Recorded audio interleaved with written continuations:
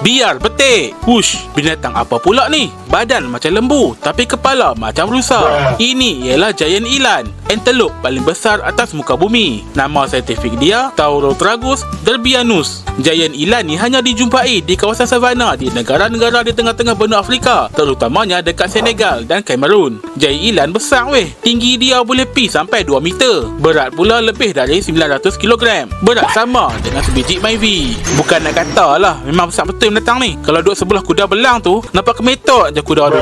Walaupun besar macam tu, giant eland ni kalau dia berdarah lari tu 70 km sejam boleh pi. Lompat pun tinggi weh. Dekat 2 meter dia terbang. Memang power not harap. Disebabkan giant eland ni besar, pemangsa-pemangsa di Afrika memang biasanya tak cari pasal dengan dia kecuali secara berkumpulan. Cheetah pun selamba je dia berpenyepak. Kelam terus member. Singa pun kalau one by one tak berani masuk. Pernah ada dah singa kena tibai dengan giant eland ni sampai pindah alam lain.